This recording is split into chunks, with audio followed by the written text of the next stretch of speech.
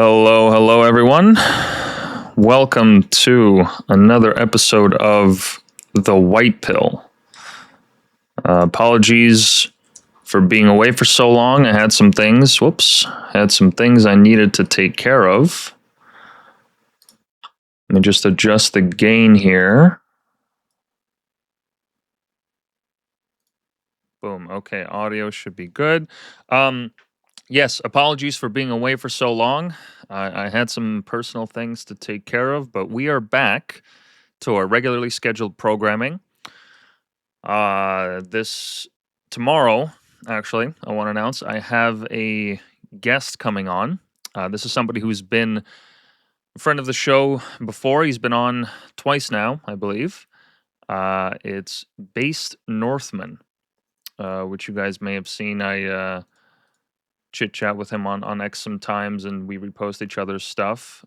This gentleman right here, he will be coming on tomorrow, and it's going to be part of a new segment that we're trying out where once a month I will sit down with Based Northman and also another gentleman from the US for another show. But basically, we're going to be doing a temperature check with what's going on in the UK, because the fates of both the US and the UK are essentially intertwined to an extent with Canada's.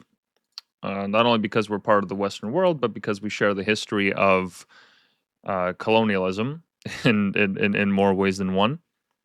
And so we'll be doing this new segment where I sit down with each person to just talk about what's happening with the UK for the past month, all the top stories and whatnot. So stay tuned for that. That'll be premiering tomorrow, I believe, at about 8:30 or 9 a.m. EST.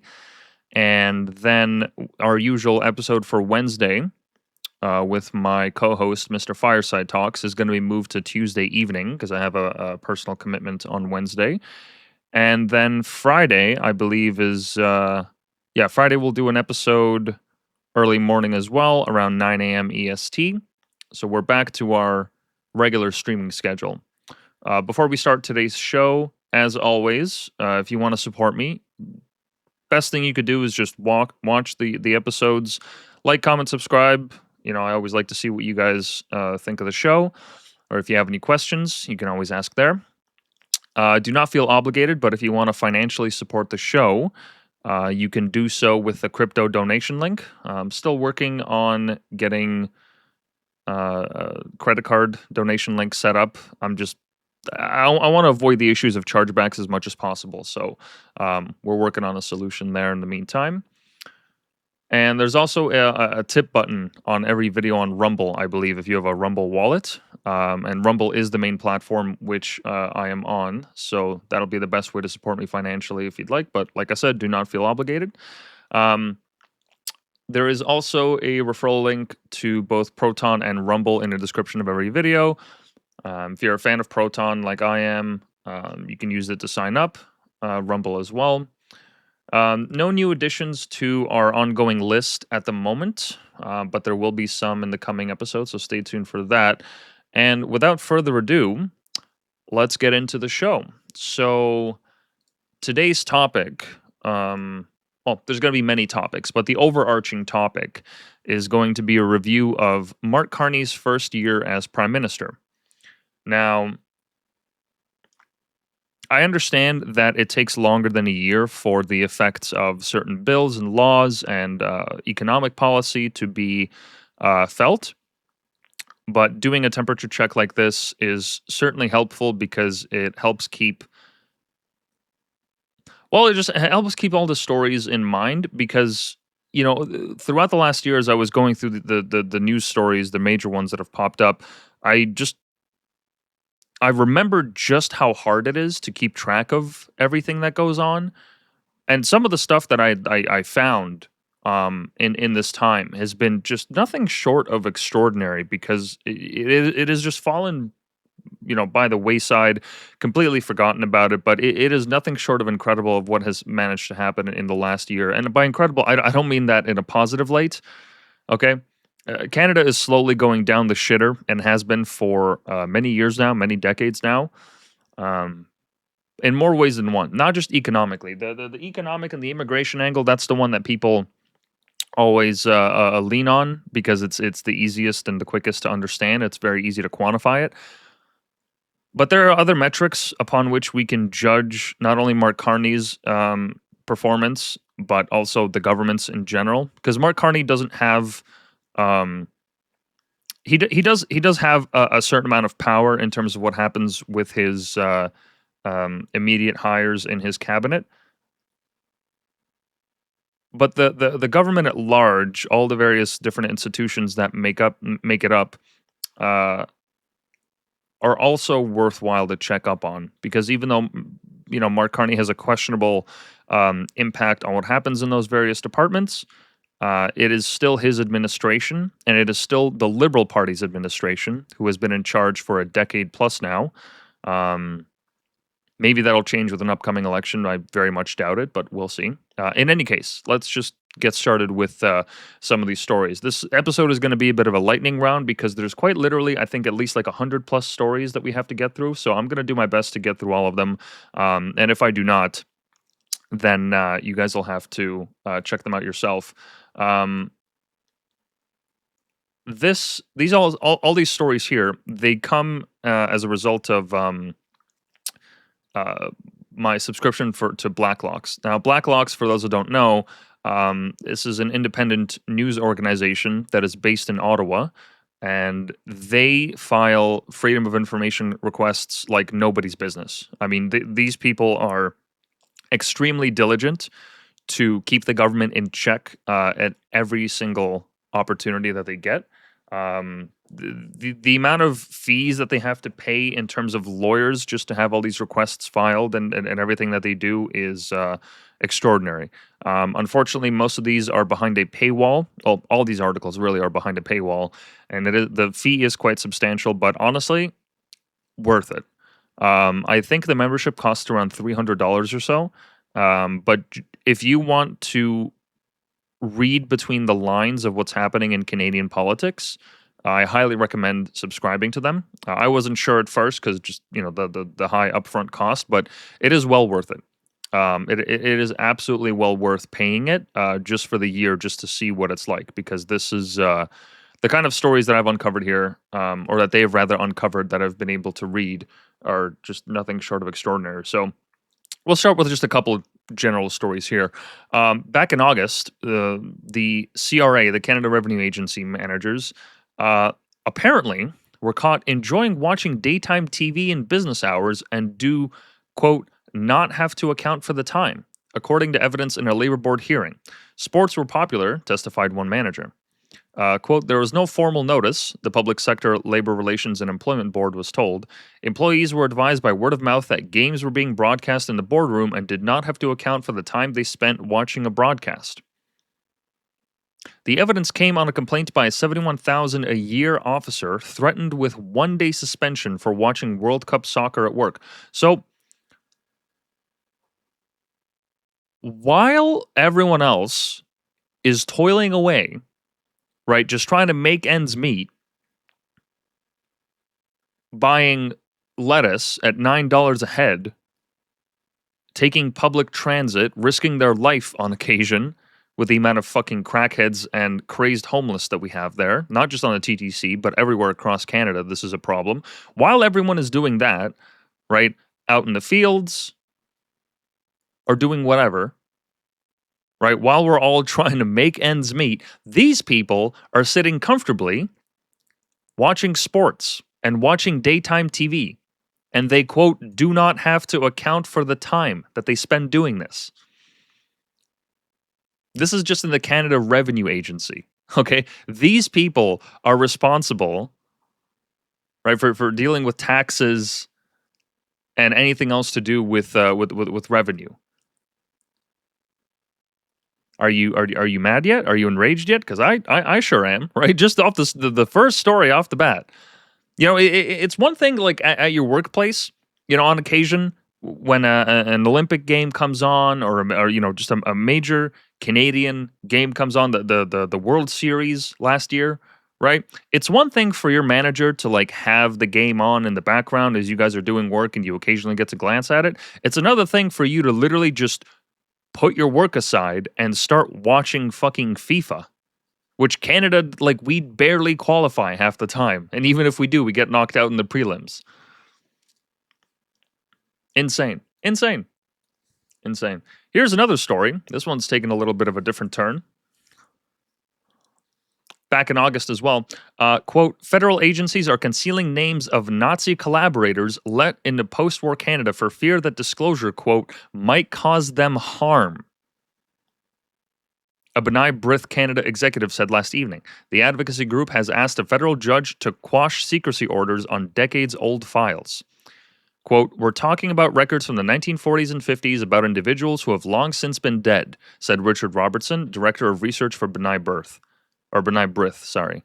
One of the exemptions that is continuously being used against us is it might cause them harm if we release this information.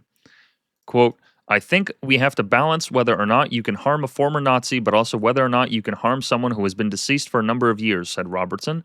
Quote, at what point do we stop caring about the impact this might have on a person who's been deceased for several decades? So in the post-World War II order, America famously, through Operation Paperclip, took Nazi scientists, as did the Russians, in order to start building up their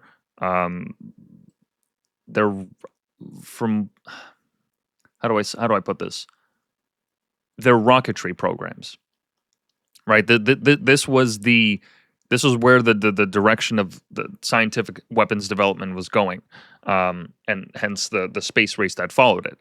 And so America famously did this to the point where they managed to scalp Werner von Braun, who is the most prolific of these names, and Canada, turns out, took thousands of these people in, right? Not necessarily scientists or people at the top of their field. No. Just Nazis and Nazi collaborators. A lot of them from Ukraine, mind you.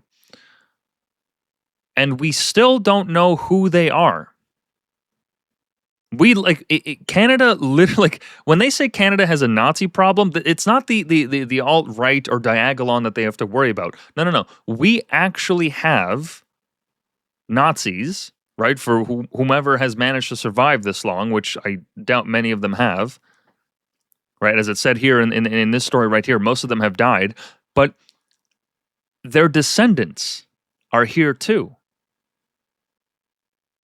right? And I'm not saying that these people should pay for the sins of their fathers. I'm not implying that at all. I'm just saying that if we're going to let in thousands of Nazis into Canada, we should probably have a right to know who they are and where they live. And yet this list that people have been demanding for decades now, has still yet to come out. Insane. It's insane. It's insane. And notice that, like, this is something that would make headlines across Canada, but you probably didn't even know that it was happening. The CBC never covered this. CTV never covered it. Nobody covered it. It's crazy. Absolutely crazy. All right, on to the next one. 28% of students skip meals. This is back in January. A quarter of Canadian students surveyed, they say they are so hard up they skip meals, says a Food Banks Canada report to the Commons Human Resources Committee.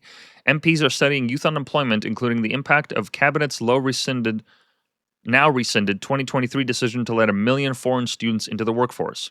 Quote, 28% of young adults say they skipped a meal due to lack of money, and 20% had accessed food from a community organization at no cost, nearly double the rate for the general population. So, once again, Canada is sacrificing its youth, the people that should have the most opportunity open to them. They should have the ability to take the most risks because they are best positioned to do so, right? Before they have families, before they have jobs, before they have careers, houses, bills, all of that bogging them down. These are the people that we need to be taking risks. And 28% of them, at least of those surveyed, are skipping meals because they literally can't afford to eat. You know, I remember my time as a student. Yeah, it was fairly common to just, wake up, go to class on occasion with just like a Red Bull for breakfast. Yeah. Everybody would, pull an all-nighter sometimes. I understand it. That was just kind of, that was student life. But if it's to the point where almost a third of them have to skip meals, not because they're having difficulty catching up in classes, or they're dealing with finals or summatives or what have you. No. Just as a regular everyday occurrence, 30% of them are skipping meals just because they can't afford to eat. This is what we're doing. This is what Canada is doing. I mean, is it any surprise that when these people graduate, that they're heading down south for job opportunities? Is it really any surprise? I mean, the other day, I saw a photo from Walmart. This absolutely fucking sent me up a wall. I saw a photo from Walmart with chicken breasts for $1.30 US, right? Which is like what, $3 or something? So 130 USD to CAD. What is the conversion rate on that? Sorry, not even $3. It's $1.80. My mistake. $1.80.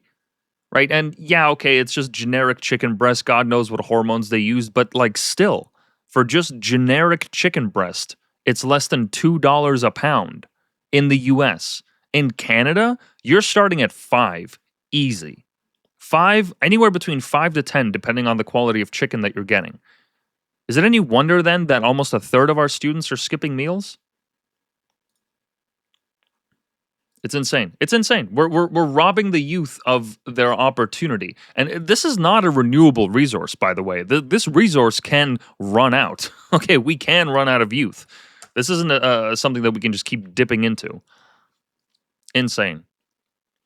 This is a story back in January, moving on, saying management was a key factor. So this is to do with the Jasper National Park fire that happened not too long ago. It says here, thousands of acres of dead pine left standing in Jasper National Park were a, quote, key contributing factor to a disastrous 2024 blaze that burned a third of the town. Quote, Jasper saw a severe mountain pine beetle attack that peaked around 7 years before the fire, said a Forest Service analysis. The significant loss of foliage that occurred from this attack increased solar radiation and wind at the forest floor, both of which tend to dry fuels. Most of the Jasper forest was lodgepole pine, said the report. Jasper Wildfire Complex 2024. Dead pine resulting from mountain pine beetle mortality was a significant component of the fuel complex. So once again, okay, Canada stepping on rakes. This fire that put out hundreds, if not thousands of people from their community, destroyed untold amounts of property and natural land, could have been avoided. I mean, you would think, like, with the amount of forest that Canada is covered in, right? For those that don't know, okay, the majority of Canada exists along the southern border. The majority of everywhere where everyone lives is just along the southern border here. There's little pockets here and there of small towns, but for the most part, this whole area, right, the mid to north of Canada, nobody lives there. Nobody. So all this forest, right, has to be managed. All this land has to be managed. And you would think that a nation that has existed for 100+ years would be able to manage that forest, especially in 2026. But no. Our Forest Service is so inept that we can't even keep track of droughts. I mean, they love, like, the government loves to come out and say that this happens because of climate change, because it's getting hotter. No, it's clearly happening because of mismanagement. Right? And don't take my word for it. This is what the government said. Cabinet blamed $1.3 billion in fire losses on climate change. Quote, I just want to take this opportunity just to remind Canadians the impact that climate change has had on our country. Then Emergency Preparedness Minister Harjit Sajjan said at the time, quote, sadly, the community of Jasper was a victim of this. These fires were triggered by lightning strikes. What climate change? This fucking boogeyman of climate change is their first excuse that they use every single time just to cover the narrative, when in reality, it's mismanagement. It's mismanagement. Like, this could have been preventable. $1.3 billion in fire losses, plus count how many, like, untold losses of people's lives, their memories, their homes. Could have been all avoided had we better managed it. And I refuse to believe that we lack the funds or we lack the personnel. Bullshit. There is no way that this is a problem that Canada is not able to deal with. And if it is, my God, this country is in a more sorry state than I thought it was. Let's move on to the next story. So this came out a couple months back in February, or rather a month ago in February. What am I saying? Where the CBC's spending on advertisements was concealed from the public. Now, the CBC, it's our national broadcaster, right? Our state-sponsored media, the media that we all pay into with our tax dollars. The least that we deserve as people, as the citizens that make it so that these people can go to work every single day, is to know how they're spending our money. And yet, apparently, knowing how much they spend on advertisement is just a step too far. Right? It says here, the CBC is entitled to conceal internal details of corporate spending under the Access to Information Act, says a federal judge. The ruling came on a legal challenge by the Canadian Taxpayers Federation to find out how much the CBC has spent on advertising while executives pled financial hardship. Quote, I find that disclosing the requested records would cause prejudice to the CBC and impair its proper functioning, wrote Justice Guy Regimbald of the federal court. You know what? This guy's going on a list. I'm saving this story. This guy's going on the fucking list. I'm adding his name to the list. Yeah, I'm adding his name to the list. Fucking insane. Quote, specifically, it could compromise CBC's competitive position in the market. What competitive position? You have no competition. See, competition would assume, right, that you actually have other people that you compete with. But the CBC is funded by us, the taxpayer. So you have no competition. There is no risk of failure. So long as the CBC exists, there is no risk to them in failing their mission. So long as they keep getting tax dollars. It's one thing if they're a private company, right, that have shareholders or some kind of a board of executives that they have to answer to regarding their investments and where they put that money. But it's on the public dollar. They have no competition. What competition? What CTV might look over their shoulder and see, oh my God, the CBC is spending so much on advertising. Maybe we should spend more. What the fuck does that even mean?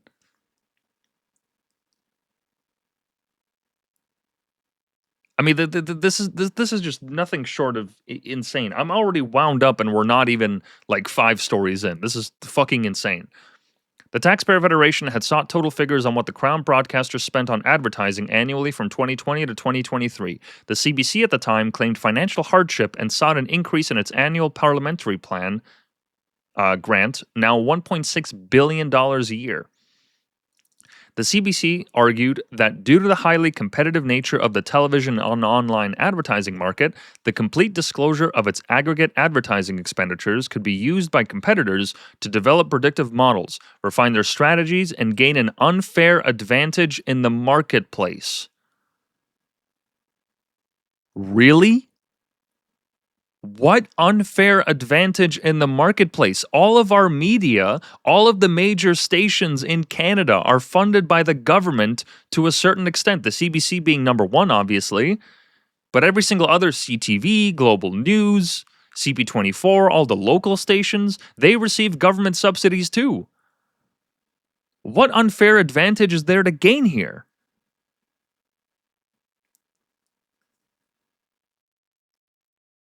The CBC further explained the disclosure of its advertising costs could result in political interference and pressure to modify its spending, thereby affecting its competitive position in the market.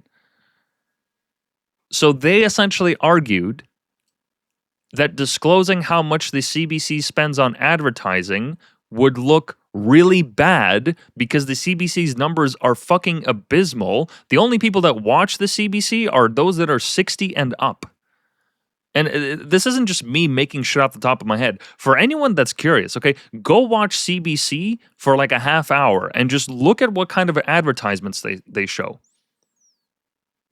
I remember years ago when I used to watch it back when I lived with family. They would show commercials for pacemakers. They would show commercials for end of life insurance. They would show commercials for diabetes medicine or what have you. Just everything catered to boomers and the aging population. Every single advertisement was made for that. Talking about fucking walk-in tubs because seniors have difficulty getting over that step. Like, what the fuck are we on about? And they want to hide the amount of money that the CBC spends on advertising? Really? For what? Because it would be politically inconvenient for them because it could be used as a pressure point to argue that they deserve less money? My God. There is nothing these people, there is no level these people won't stoop down to. My money, your money, everyone's money is being used to fund this program, and they think that disclosing the amount that they spend on certain things is going to cause what? Additional public scrutiny that's inconvenient for them? It's going to affect their funding from the government? Good. That's a good thing. These people should be held to account. I mean, they can't even turn a fucking profit, for fuck's sake. Another quote from the article: "There is no evidence the issue of CBC's aggregate advertising expenditure is of public importance at all," said the court. Justice Reginbald noted that defunding the CBC was a mission of the Canadian Taxpayers Federation and that disclosing questionable spending priorities was unnecessary to allow meaningful public discussion on CBC's funding. Yes, these people should be defunded. Yes, because the CBC is the talking point, or rather, sorry, the mouthpiece of the Liberal government. We just had hearings where that one employee that got fired years ago, I think it was like during COVID or something, I forget his name, but we just had hearings where he essentially showed that the CBC had an extreme bias against conservatives. They didn't let certain guests on. They kept inviting the same token conservatives back on to make sure that they controlled the narrative. And just in the way that they cover these stories, you can tell that they have a hard on for the libs, and they just tell the conservatives to fucking kick rocks. And so these people have the gall to say that we, the taxpayer, don't deserve to know how they're spending our money. Fuck these people. I can't wait till the CBC is a shell of itself. I can't wait till that building is turned into affordable housing. Turn it into a fucking safety injection site for all I care. Honestly. Turn it into refugee housing for all I care. These fucking people. Unbelievable. I'm almost crashing out and only like 6 stories in. All right, let's get the next one going. Oh, this one was kind of mind-blowing. I can't believe this. Back in February, it says here, RCMP Commissioner Mike Duhem assigned a total of 7 officers to policing hate crimes in 7 provinces, records show. Most were part-timers. The disclosure followed complaints of weak protection of Jews, the leading target of hate crimes in Canada by official estimate. Quote, "The RCMP does not have readily available statistics related to charges, prosecution, or convictions," the Mounties wrote in a submission to the Senate Human Rights Committee. It said members were required to complete online courses like one entitled Cultural Awareness. Asked, quote, "What are the risks of online hate escalating to actual physical violence?" Mounties replied, "The RCMP is currently unable to track or quantify the escalation from online hate to physical violence." The RCMP acknowledged it assigned few officers to hate crime investigations outside British Columbia. Quote, "The largest hate crime unit in the RCMP is the long-standing unit in British Columbia," said its submission, Anti-Semitism in Canada. They assigned a total of 7 officers. 7 officers. RCMP is a national, police force. And they assigned a total of 7 officers to policing hate crimes in 7 provinces. That's an officer per province. 1 officer per province. What the fuck? What the fuck? Are you serious? 7 officers? This is just I don't even know how to make sense of this. 18 officers policed hate crimes in British Columbia. Alberta had a single full-time investigator. A lone part-time investigator was assigned to hate crimes in each of 6 other provinces: Saskatchewan, Manitoba, Ontario, New Brunswick, Nova Scotia, and Prince Edward Island. Prince Edward Island, I understand. Okay, nobody's committing fucking hate crimes in Prince Edward Island. There's like 100 people there and a dog. Okay, like nothing is going on in Prince Edward Island. But everywhere else, come on. Holy shit. Quote, the RCMP is working with partners to assess whether additional hate crime units may be necessary, it wrote. This analysis is anticipated to be completed in 2026. Oh, Jesus Christ. Can't even fucking track hate crimes properly. What a clown country. All right, here's the next story. Oh, this one's a fan favorite. From the piece of shit Mark Miller, the heritage minister, ex-immigration minister, mind you. It says here, Canadians should be aware of illegitimate media for the sake of social cohesion, Heritage Minister Mark Miller said yesterday. His remarks followed a briefing note stating Cabinet is relying on the CBC and its $1.6 billion annual grant to promote social cohesion. Quote, when there's a lack of support for a public broadcaster, I think that contributes to the spread of disinformation and social cohesion is therefore affected, Miller told the Commons Heritage Committee. Quote, it's not about any sort of command and control of the media system you might see in other countries. Social cohesion is the ability for people to trust their institutions, to not feel like society is falling apart, that we are all living together and able to exercise the rights, in the case of Canada, that define us. So, Mark Miller believes that the role of the media, especially the CBC, is to create social cohesion so that the majority of Canadians agree on certain narratives. I mean, if that's not Orwellian, I don't know what is. Because you are point blank stating, like he's not even hiding behind it. He's just coming out and saying it is the job of the media to make sure that as many Canadians as possible think alike and they are aligned with the government's goals.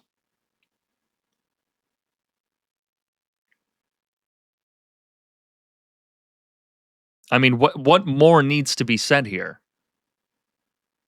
MP Thomas said the terminology had dark overtones. Experienced journalists have said this term is often used by the People's Republic of China to mean state control and zero tolerance for challenges, she said.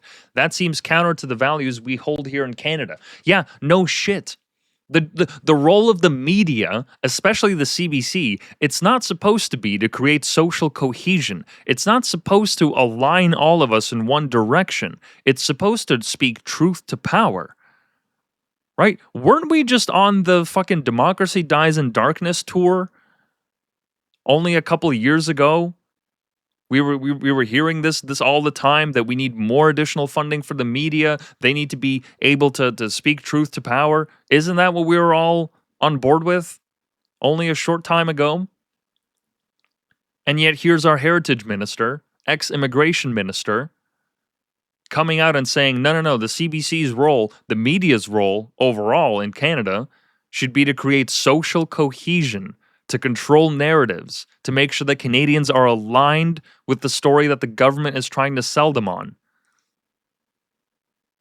Really? That's their job?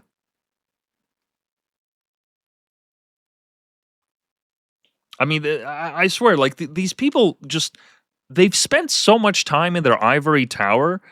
They have no idea what a fucking gallon of milk costs, let alone the concerns of Canadians on the ground. They live in their fucking gated communities, their penthouses with the guards down below. They're so far away from us little people that, like, they're just so out of touch. They think that this is perfectly fine to say in public, on the record. This is just nothing short of incredible. They're not even hiding it anymore. They're just coming out and saying, yeah, we actually expect the media to cover for us. Insane. Insane. And here's a story about Mark Carney. This is a great one. Don't you just love that fucking smile of his? God, what an insidious fucking pig. Um, this is fairly recent, only a couple days ago. Quote: Prime Minister Mark Carney misled media on his private meetings with Chinese communist leaders. You don't say. He misled us. Wow, he did a little lie. He did a little fibbing. Documents written by cabinet aides directly contradicted Carney's claims that he raised human rights and foreign interference with his Beijing hosts. No shit. Quote, topics of human rights and foreign interference were not brought up proactively by the Canadian Prime Minister, the Privy Council wrote in an inquiry of minister tabled in the comments. The document that was tabled at the request of Conservative MP Ned Kuruk, who asked, quote, with regards to the trip by the Prime Minister and other ministers in China in January, at which of the meetings was the subject of human rights and foreign interference brought up? There was no explanation. Carney, under questioning by a reporter on January 16th, repeatedly claimed he raised concerns about human rights. We will engage on those issues, he said. Right? Famously, during the trip, or rather right before the trip, there was a mission of MPs, both liberal and conservative, that were sent to Taiwan just a couple days before the delegation actually went to China. And they had to pull, the libs had to pull their MPs from Taiwan so that there would be, quote, no confusion. There would be no confusion with what Canada's foreign policy is in regards to Taiwan and China relations. And for those that never saw my episode on this, I did a whole coverage of Mark Carney's trip to China. You can find it on Rumble. I forget what episode number it is, but let me actually just look it up here real quick just so that I can share it with you guys there. Because that episode covered quite a bit of everything that happened during the trip. It was number 56. Mr. Carney goes to China, and I believe number 57 as well. So give those a listen if you never had a chance, because I did quite a bit of research for that.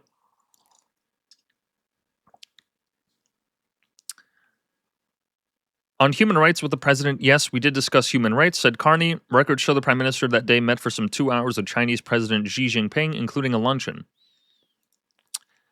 And here is the evidence, right? So this is what Blacklock's was able to secure. I'm not sure if you're going to be able to.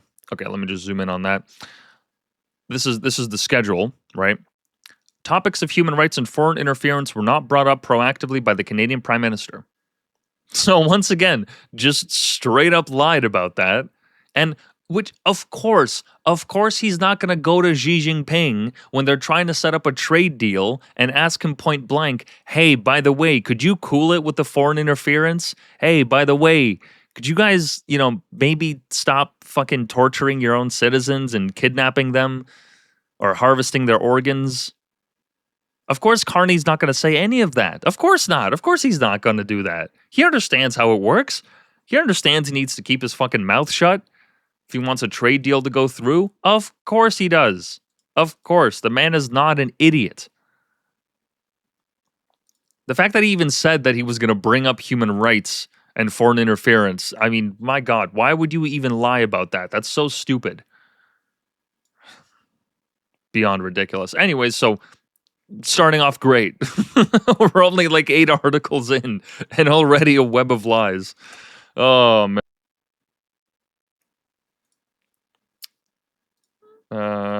Apologies. Give me 1 second here.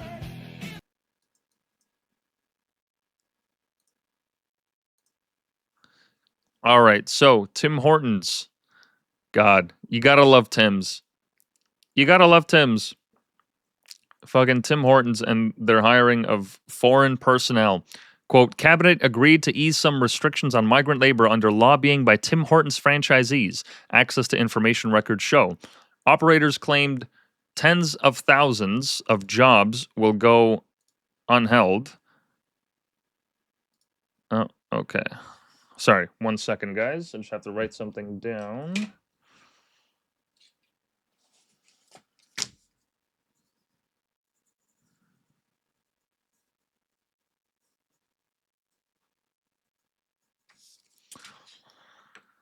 Quote, Cabinet needs to agreed to ease some restrictions on migrant labor under lobbying by Tim Hortons franchisees. Access to information records show. Operators claim tens of thousands of jobs would go unfilled if they didn't hire foreigners. Quote, Canada is facing a shrinking labor force and ongoing productivity challenges. An October 28th memo for the Deputy Minister of Industry quoted Hortons operators. Persistent labor shortages continue to limit the restaurant's industry operational successes, forcing businesses to focus on survival rather than expansion. The food service sector faces over 63,000 job vacancies, said the meeting note for the Deputy Minister. It did not explain the figure. So, all in all, right, I'm not gonna read the whole article. Lobbyists from Tim Hortons lobbied the government to make it so that it was easier for them to hire staff that were foreigners. They claimed that tens of thousands of jobs would go unfilled if they couldn't hire foreigners. So if that's the case, then why is it that Canada is now experiencing one of the highest rates of youth unemployment to date?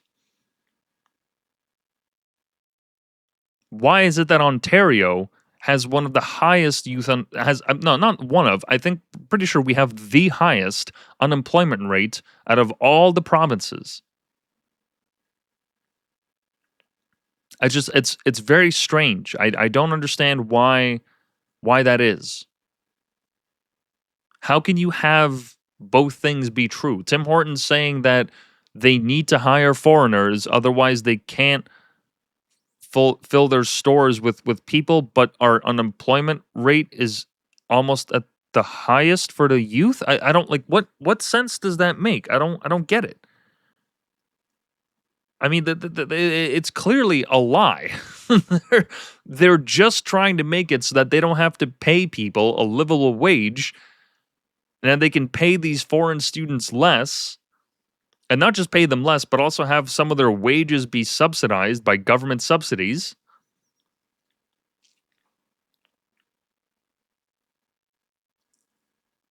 And once again, they're sacrificing the youth for the sake of what?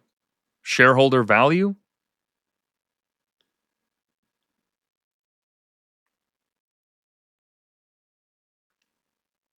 Franchises such as Tim Hortons across Canada are facing rising operational costs while trying to keep prices affordable to consumers, said the memo. Tax breaks and foreign labor would help franchisees maintain customer traffic and support affordability during a time of economic pressure. However, the Labor Department on March 13th abruptly revised the Temporary Foreign Workers Program regulation with what it called targeted time-limited measures for restaurateurs. Operators in eligible rural regions, effective April 1st, may increase their quotas for low-wage migrant labor from 10 to 15% of payroll. It says also here, A&W restaurant franchisees in 2025 also petitioned Parliament for exemptions to hire more migrant labor. Temporary foreign workers are currently the only labor force truly available to fill positions that Quebec workers refuse. Students cannot take and newcomers do not target. Franchisees in Sept-Îles and Baie-Comeau, Quebec, wrote to the Commons Human Resources Committee. Quote, without them, many services will close or drastically reduce their operating hours. Okay, so let them close. Let these restaurants fail. Let them fail. If they can't hire Canadian labor, let them fail. Let them close. I mean, my God. Okay, it's one thing for people to make the case that small independent businesses are having this issue, not giant fucking conglomerates that aren't even Canada owned. Tim Hortons isn't even a Canadian brand. I'm pretty sure I think it's Brazil that owns it. Some Brazilian megacorp owns Tim Hortons now, which is now a global brand. They have restaurants in Pakistan and Italy and Spain, everywhere. If they have to close down more locations, okay, so be it. So be it. Why? Like, what the fuck? We need more of these? We need more Tim Hortons? Really? That's what we're missing in Canada right now, is more Tim Hortons and A&W? Let them fail. Let another business come in and buy the land and make something new of it. Fucking crazy. Jesus Christ. With the amount of time I'm spending on these fucking bullshit stories, I'm not even going to get to the more exciting ones. All right, hold on. We're gonna do some more lightning round. As of March 16th, it says here that Prime Minister Mark Carney will spend more on the Privy Council office than his predecessor, new records show. Carney had promised to, quote, work relentlessly to cut waste. And but some of the other stories you guys are going to see on government waste especially, I think I might even do that segment next. This could not be further from the truth. Right, quote, by modernizing the systems we use, embracing innovation, and holding the line on day-to-day operational spending, the Privy Council office will help ensure public resources are focused where they have the greatest impact, Carney wrote in a departmental plan tabled Friday in the Commons. Efficiencies included automating Prime Minister correspondence from the public. However, the department plan showed Privy Council spending would total $252 million, $250 million this year alone. It represented an increase from the $251 million spent by then Prime Minister Justin Trudeau in his last full year in office. So by a whole million. Quote, in a more dangerous and divided world, Canadians need a government that acts with purpose, wrote Carney. That is always their talking line. They love that. The world is so dangerous and divided. Canadians need a government that can act with purpose. The Privy Council office had 1,333 employees last year. The payroll would be reduced to 1,249 this year. And they didn't detail any actual layoffs, but said cabinet aides would be flattening the executive structure. It did not elaborate on what that would mean. And famously, you guys may or may not remember, last October, Carney made a speech to students at the University of Ottawa where he said Canadians should, quote, prepare for sacrifices. So we have to prepare for sacrifices, but these fuckers get an extra $1 million increase on their spending on just their Privy Council, which is $1 million up from the guy before, and they cut staff. Quote, I will always be straight about the challenges we have to face and the choices we must make, said Carney. To be clear, we won't transform our economy easily or in a few months. It will take some sacrifices and it will take some time. Yeah, sacrifices for us, the little people. Quote, our government will work relentlessly to cut waste and drive efficiency, said Carney. When we have to make difficult choices, we will be thoughtful, we will be transparent, we will be fair. Great. Great. Yeah. This guy's already outspending fucking Trudeau. Oh my God. All right, let's get into this last general story. God, fucking Christ. This episode is going to be hell of a black pill for many people, and I hope it radicalizes some because this is just the tip of the iceberg.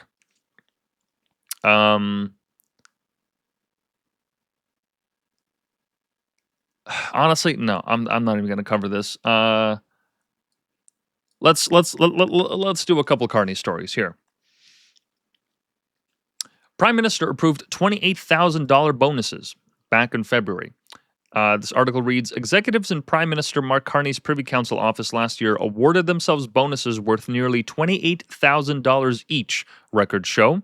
Virtually all executives won an award even as Carney appealed to other Canadians for sacrifices, as I just mentioned. Quote, performance pay is provided to executives based on the extent to which performance commitments outlined in their annual performance management agreement were achieved. These commitments include government-wide commitments. Bonuses in the Privy Council office averaged $27,900, said the report on the results of performance management program. Calculations involved payments categorized as bonuses and performative pay. A total of 129 of 135 executives in the Privy Council received an award. Other federal agencies to award executives more than $25,000, including the Atlantic Canada Opportunities Agency, the Office for the Commissioner for Federal Judicial Affairs, the Canada School of Public Service, Canada Human Rights Commission, Treasury Board, and so on and so forth. Costs of executive bonuses government-wide totaled $146 million. The average payout was $24,000 per executive. 98% of executives, virtually all who were at work, received an award. Now, when was the last time, just think back in your own personal life, when was the last time that you got a bonus? Not only what was the last time that you got a bonus, but what was the last time you got a bonus that was $25,000 from your work? Can you recall the last time you personally? Just think. When was the last time that your wage was raised to such a high extent? Probably never. Probably never. I don't think the people listening to the show are the ultra wealthy, or at least those that would qualify for such a high bonus. And yet we have a government who, as I just said in the previous article, right, and not me saying it, this is Carney's own words, that they're going to do everything they can to cut down wasted expenditures that Canadians will have to sacrifice, and these fuckers are awarding themselves with bonuses ranging anywhere between $25,000 to $30,000. 98% of managers were given a bonus.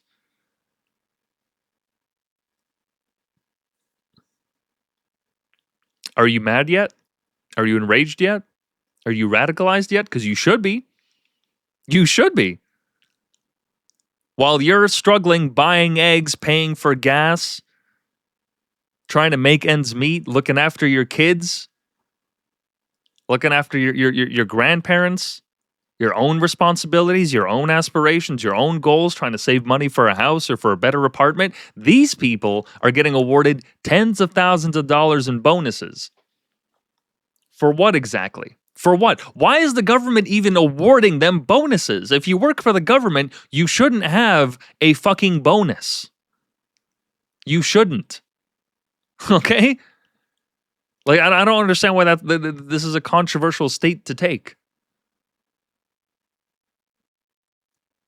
Just nothing short of insane. These people get fucking bonuses, and for what? Do you feel that your life is enriched by the government and what they're doing?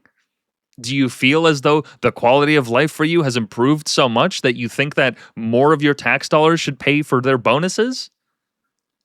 These people are stealing from you, me, your mom, your brother, your sister, your kids, their kids, because eventually the buck is going to have to stop with somebody, and somebody's going to have to pick up the tab, and that's going to the future generations. And they're sitting comfortably in their ivory towers getting bonuses. Are you fed up yet? I am. There's another story back in December. Quote, Prime Minister Mark Carney's future earnings rely on the success of Brookfield Corporation, the ethics commissioner said yesterday. No shit. Right? And for those who don't know, okay, what this story is essentially outlining is that before Mark Carney was prime minister, he was working as an executive for a company by the name of Brookfield Corporations. This company is an asset management firm, meaning that they deal in the selling, the trading, the acquisition of assets, whether it's land, factories, what have you. And this company, okay, they're the equivalent of a BlackRock, okay? They own stakes in quite literally hundreds of other companies around the globe. And as I covered in episodes past, any time that any amount of Canadian taxpayer dollars or any bills or any kind of force that is exerted that results in the betterment or the improvement, the increase in the valuation of any of these companies or their shares, any time that any company that is attached to BlackRock does well, right, whether it's in the stock market or elsewhere, anytime that happens, Mark Carney's share prices go up. Now, his shares, mind you, he's placed in a blind trust and he can't touch them right now. He can't sell them. He can't buy more, right? This is the detachment that he has made for himself, the deal that he has cut out for himself. So he can't access those funds. But the moment that he finishes with his job as the prime minister, he will have access to those funds. He will be able to cash out. So all of these policies and everything that's being pushed on us right now, whether it's the trade deal with China, the trade deal with Qatar, the trade deal with India, and all these different trade deals, anytime there's an improvement that is felt by any of the companies that Brookfield has assets in, Mark Carney stands to gain from it. And this is confirmation that we had back in December. This is months ago. This is months ago that we had this confirmation. Right? Here's the commissioner in his own words. It is clear Mr. Carney's future compensation is tied to the success of Brookfield. Commissioner Conrad von Finkenstein testified at the Commons Ethics Committee. But in order to avoid making decisions which can be seen to benefit Brookfield and therefore indirectly himself, first of all, he has put everything in a blind trust. Okay, sure, but he has to sell those shares. If he just puts those shares in a blind trust that he can't touch them, but if they improve in their valuation over time as a direct result of Canada's investments in those companies that are attached to Brookfield, he benefits from them. So while he may not be able to enjoy these benefits right now, as soon as he leaves his role as the prime minister and gets custody of his shares again, he's going to benefit from that directly.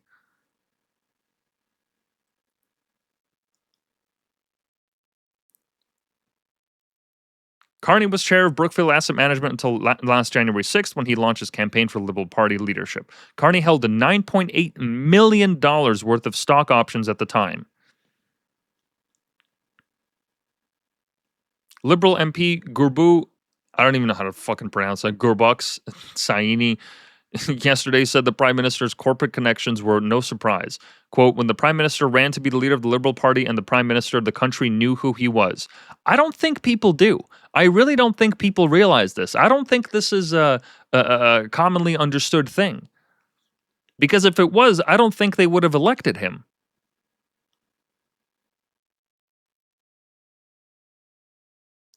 The MP went on to say, do you want a country where a successful person should be excluded because they are successful in their private businesses? Oh, the level of obfuscation that these people do. My God. Quote, my friends on the other side seem to imply or want us to get through that process that only people who have done absolutely nothing should be the leader and the prime minister of the country. Okay. All right. These fucking retards. The Prime Minister's mandatory disclosure listed stock in 606 blue-chip corporations, including federal contractors and federally regulated companies. Holdings ranged from American Express to Walmart, as well as Brookfield subsidiaries like Westinghouse Electric Canada. Quote, we are talking about the Prime Minister of Canada who creates legislation, who noted Westinghouse benefited from tax credits introduced in Carney's first budgets. We're not talking about any old public office holder. This should have disqualified him from leadership immediately. And the fact that it hasn't is nothing short of insane. So, quickly moving on here, because we're running short on time. We're going to cut out in about another half hour or so. Unfortunately, probably won't be able to get to many of these stories, but let's just get through as many as we can. This housing photo, for those that remember, Carney did a major housing announcement of some new program back in November. Totally fake. It was faked. The Department of Housing admits it faked a construction site as backdrop for Prime Minister Mark Carney's promise of faster, smarter home construction. The department billed taxpayers $32,000 to have contractors install a temporary structure for television cameras. This little wall that they built, let me see if I can find better images of it. Hold on. Carney housing announcement. Where is it? Yeah. This fucking thing that they built is a Potemkin village. This was fake. This was all fake. They just put up some fucking, what is that, insulation? Home wrap? This was fake. They just put up some fucking plywood. This was fake. This is completely fake. Here it is. Yeah. There it is. There it is. This whole thing was fucking fake. This wasn't a project. This wasn't a new development. No, this whole thing was fucking fake. They literally built a backdrop so he could make his announcement. This cost $32,000. Now, just think for a second. What might you be able to do with your life if you just found $30,000 on the ground today? Because whatever it is, I guarantee you it would have done a whole lot more to improve the quality of life for yourself and the people around you in your immediate circle than whatever the fuck this is. This could have helped wipe my student loans. And yet we paid $32,000, all of us collectively, so that he could have his fucking backdrop. I mean, my God, this is insane. Quote, the homes have since been disassembled. The department wrote in an inquiry of ministry tabled to the Commons. The stacked townhouses put up photographers were subsequently tucked off-site in an undisclosed location in eastern Ontario. The admission was prompted by a request from Conservative MP Arnold Viersen, who asked, quote, with regard to the housing announcements in Nepean, Ontario on September 14th attended by the Prime Minister, who made the decision to temporarily erect unfinished prop houses for the announcement? It says here, the decisions were made around the location used for the announcement were made in accordance with all relevant rules. The stacked townhome units were not completed to a level at which occupancy permit requirements apply. The half-built framing was erected by an Ottawa contractor, Caven Homes. Caven Health and Safety teams were involved in the Build Canada Homes rapid demo build at all stages to ensure complete compliance with all safety regulators and statutes. They did not comment on the event, and the Privy Council Office has refused to release records on its Caven Homes contacts through access to information. He used the backdrop in announcing a $13 billion housing program. Okay, look, as the Prime Minister, if you're coming out and you want people to invest in the housing market, you want people to have more access to the housing market, you want to drum up housing for the Canadian populace, you're literally building a fake backdrop. A fake backdrop to the tune of $30,000. If your mission was so true, if your mission was so virtuous, if housing was headed in the right direction, would you even need for something like this? Like, you couldn't just find like a construction site somewhere near Ottawa? You couldn't just find where they were already building homes and just make your announcement there? No, you had to spend $30,000 on a fake fucking backdrop.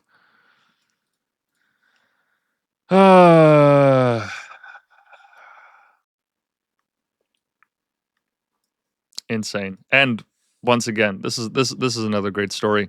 I'll spend less, vows Carney. This is back in September, so 2 months before that fake backdrop was put. It says here, Cabinet will cut its $500 billion budget this fall. Prime Minister Mark Carney said yesterday he did not detail where or how much. Quote, Canada's new government will spend less so Canadians can invest more. I can't help but laugh as I read this because this is such a fucking joke. Carney said in prepared remarks to the Liberal caucus, in the election we made clear a commitment to Canadians to bring a new fiscal discipline to the federal budget. These are tough times, said Carney. We have to make tough choices for a better future. Cabinet will, quote, streamline government operations to be more efficient and effective so we can bring costs down to Canadians. The fall budget will spend less, said Carney.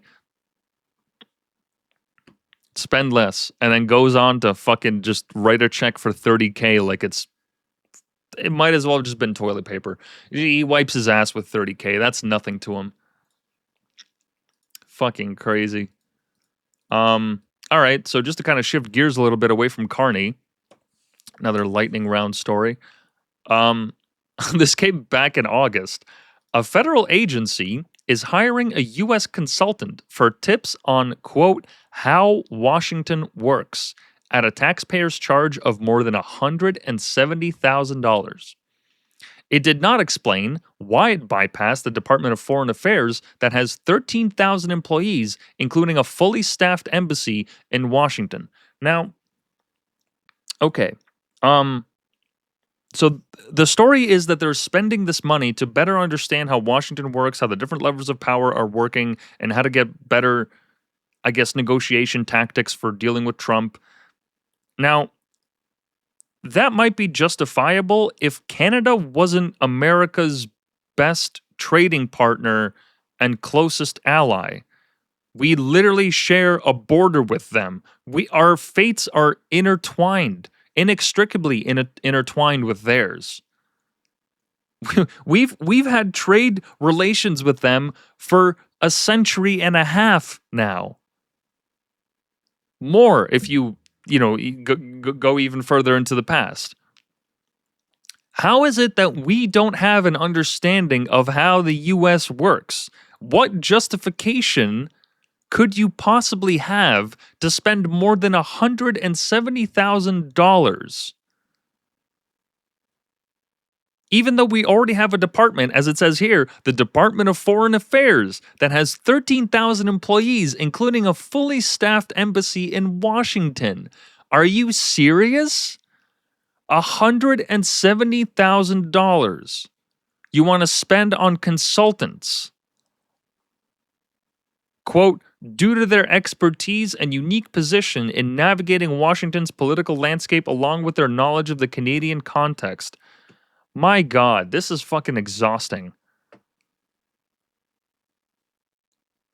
If we at the moment do not have people in our governments and in our departments that have a fine-tuned understanding of how America works, of how their political process works, of who holds the reins in America, if we don't have that, then what the fuck are we doing?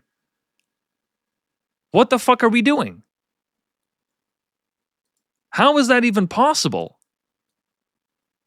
This doesn't make any sense.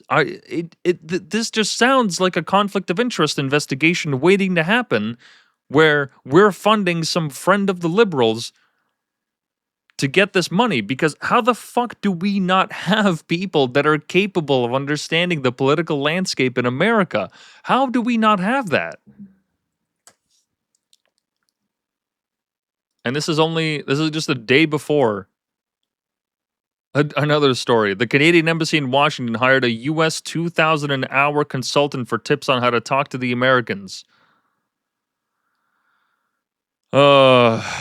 Signal Group Consulting LLC, a Washington contractor, was hired at US $6,000 plus expenses for 3 hours worth of advice on interview preparation with a conservative slant, right-wing message analysis of the ambassador's recent TV interviews, and explanation of right-wing messaging. My God, these people think fucking money grows on trees or some shit. I swear to God, we desperately need to have some kind of a penalty system for these people to stop wasting our fucking money. Either start garnishing their wages or, like, I don't know, fucking putting them in jail.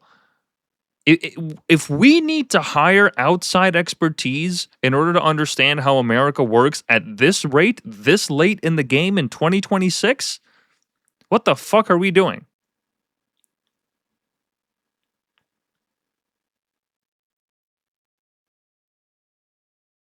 The contract was signed March 17th. The Premier's Council of the Federation, a month previously on February the 5th, paid a Washington lobbyist a monthly retainer of US $85,000 to find contacts in the White House.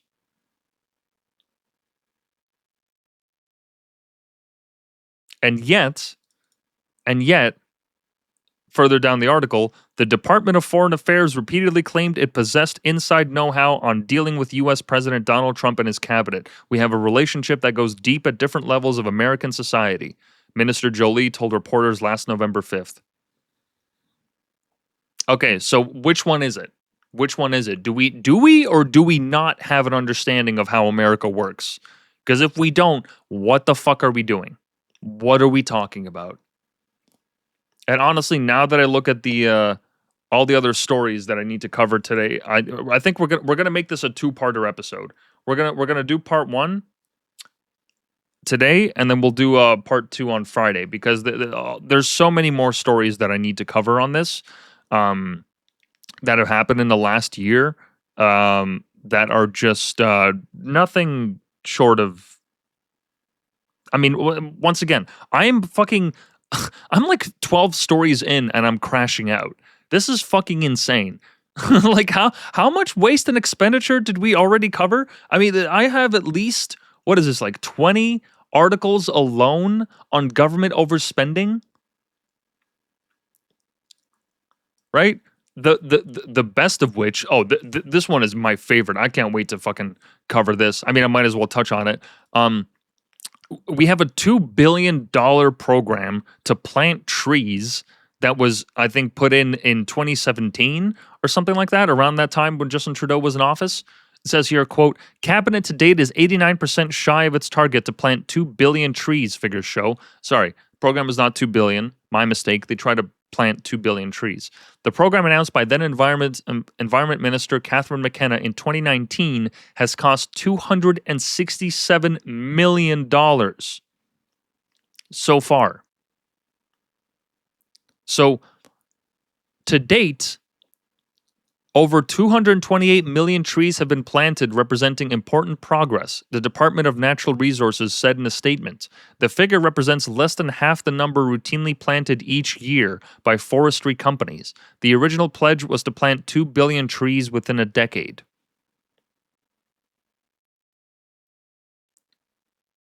So if my math is correct, and I'm pretty sure it is because I'm not retarded, each tree cost $1 million. No, that I am retarded. My mistake. It cost over just over $1. My apologies. I am a little retarded. The government remains committed to restoring and conserving nature and biodiversity. Minister McKenna announced a tree planting program in the 2019 election. Trees are a huge asset, providing shading and cooling. Our party's commitment to tree planting is an opportunity to get more trees planted. Great. Nice statement. Canada already had 318 billion trees, according to the Yale School of Forestry, with an average 600 million trees planted annually by forestry companies as a condition of logging on Crown land. McKenna's plan was overrated, the Canadian Meteorological and Oceanographic Society wrote in a 2024 bulletin. This program is overrated as a means to fight climate change, especially the government's intention to help counter carbon emissions, said the bulletin. It would take 10 billion mature trees, 50 to 100 years old, not new seedlings, to sequester Canada's 730 million tons of annual carbon emissions. Those statistics make tree planting helpful for drawing down atmospheric carbon over the next 2 centuries, but not for countering annual emissions. And they only have 50 employees. Cabinet, in an inquiry of ministry tabled in the Commons March 30th, said it had spent $267 million to date on the project.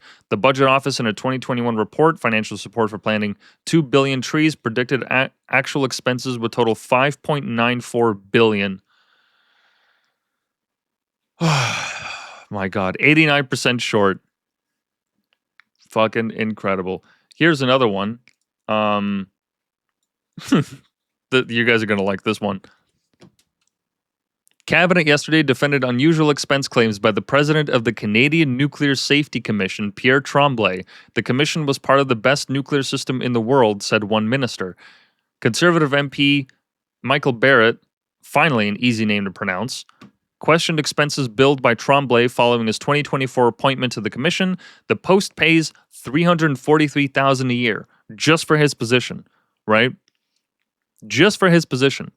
Quote, let us take a look at the Liberal-appointed president of the commission who is racking up a massive expenses report for international junkets like $14,000 to Paris.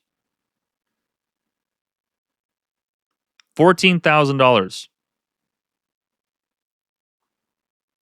Access to information records disclosed the Nuclear Safety Commission. Tremblay increased his expense budget from $100,000 to $185,000 annually, with an additional $50,000 executive and housing allowance. His billings included $3,500 worth of limo rides to the airport and $14,000 business class junket to France with a stay at a $640 per night hotel. These people don't give a fuck about you. They don't give a shit. They don't care that you're scraping ends. You're scraping to get by. That you're struggling to make ends meet. They don't give a fuck. They're spending money on fucking limousines and $600 per night hotels. They don't give a fuck. They truly, truly, truly do not give a shit about you or the money that you spend or the taxes that you give them. They don't care. They don't care. They don't care. His hotel bill ranged from $445 a night at the Sheraton in Vancouver to $503 at the Delta Hotel in Ottawa and $635 per night at the Hotel Lilla Roberts in Helsinki. Records showed Tremblay typically booked flights to travel from his Whitby, Ontario home to Ottawa for routine meetings rather than take the train. Because taking the train would mean you're sitting with the common folk. Can't have that. Can't have that. He billed us $3,500 worth of limo rides. Why are government officials riding in fucking limos? Why are you riding in a limousine as a government official on the backs of Canadians? God, the contempt that they have for us to feel this comfortable to do this, because like they know that we will file freedom of information requests. They know we will get this information. They know it will come out sooner than later. Everything is kept track of for the most part. And they still don't give a shit. They don't care. They don't care. They just don't care. They just don't care. And honestly, with that being said, I think I'm gonna have to cut it close because I I have another commitment to get to shortly. Um, but look, so far, okay, so far in the year, not looking that great. It's not looking that great for Canada. It hasn't been for a while, but even just like with this past year, that Carney's been in power, right? Because once again, okay, his assets in Brookfield, even though people are aware that he has ties to them and that his shareholder value will increase throughout his time as a prime minister because the government will invest in certain programs and businesses, right, to achieve our goals, whether it's for immigration, whether it's for housing, what have you. Right? There's about 600 companies in which Mark Carney has investments in through his shares in Brookfield. And if any single one of them benefits, he will stand to benefit from it. And nobody gives a fuck. Nobody cares. Like this is not an expose that the CBC is running. Nobody at CTV News, Global News, what have you. Nobody gives a shit that our prime minister is actively enriching himself and his friends just by being in power.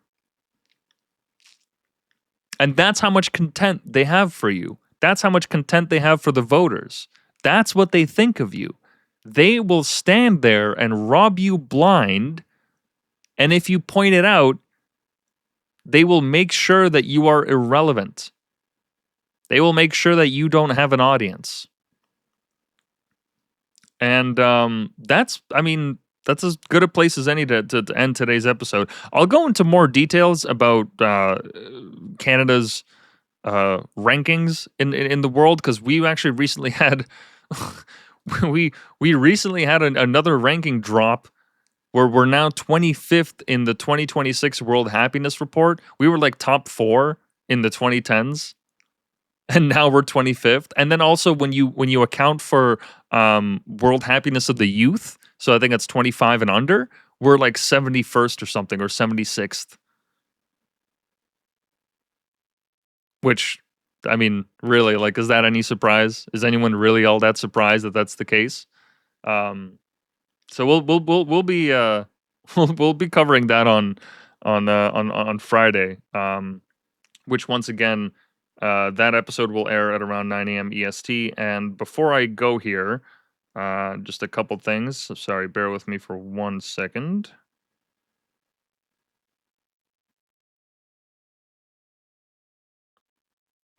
Okay. So tomorrow, as I said, at 9 a.m. EST, I will have an interview, or rather a sit down with Mr. Base Northman. He's been on the show before, so it's good to have him back on. We're going to be doing a temperature check of the UK and everything that's going on there. And then Tuesday evening, we'll have our regularly scheduled episode that we usually have for Wednesday with Mr. Fireside Talks, where we will cover the Freedom Convoy and all the legal battles that have resulted with its end. And yeah, like I said, Friday we'll do our show, usually most likely at about 8 or 9 a.m. EST. So stay tuned for that. If you want to support the show, like, comment, subscribe. I appreciate anyone and everyone that watches. But if you want to help us financially with the Whitepill project, you're more than welcome to submit some donations to the crypto link that I have there. And without further ado, I hope you all have yourselves a great rest of your week. I am going to go and get to some personal matters at the moment. So sorry to cut the episode short, but I got to run. And I will see you guys tomorrow.